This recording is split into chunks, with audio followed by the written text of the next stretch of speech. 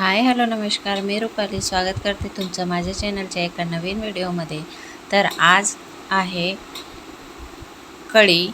तर मग कढीला कसं बनवायचं किंवा कढी कशी बनवायची तर मी सांगते तुम्हाला, पण त्याआधी जर व्हिडिओ आवडलास व्हिडिओला लाईक शेअर आणि चॅनलला सबस्क्राईब करा बरं का। तर चला मग कढीला लागणारं साहित्य बघूया। लसूण, मिरची, कढीपत्ता आणि कोथिंबीर तुमच्या आवडीनुसार घ्या। त्यानंतर 1 वाटी दही घेतलं। दही आंबट घेतलेलं चांगलं राहील, कारण कढी आंबटच छान लागते। तर यामध्ये मी हळद टाकते आहे, चवीनुसार मीठ टाकायचं आहे आणि मीठ टाकल्यानंतर 2 चम्मच आपल्याला इथे बेसन पीठ टाकायचं आहे।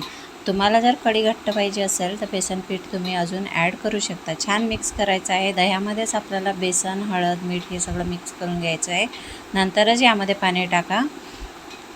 पाणी इथे आपल्याला कोमट पाणी करून टाकायचं आहे, कारण दहीमध्ये जे गुठळ्या असतात ते पूर्ण आपल्याला इथे मिक्स करून घ्यायच्या आहेत, नाहीतर मग कढी बनवल्यानंतर ते तशाच दिसतात।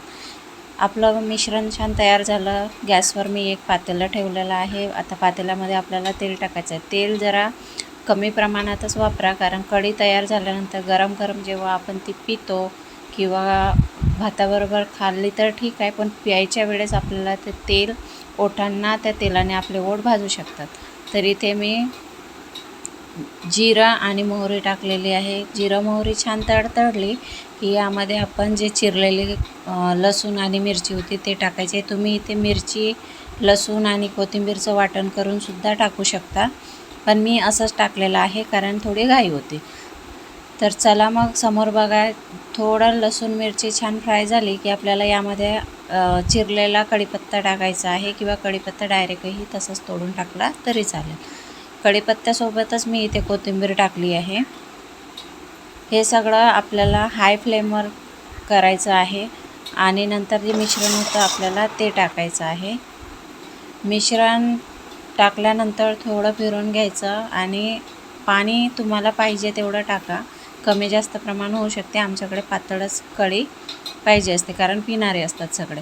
तर मग झाकण जास्त वेळ ठेवायचं नाही आहे, 30 सेकंदपर्यंत ठेवा, नाही तर कढी उतू जाईल। कढी एकदा फिरून घ्यायची, थोडी टेस्ट करून बघा मीठ कमी जास्त आहे की नाही। तर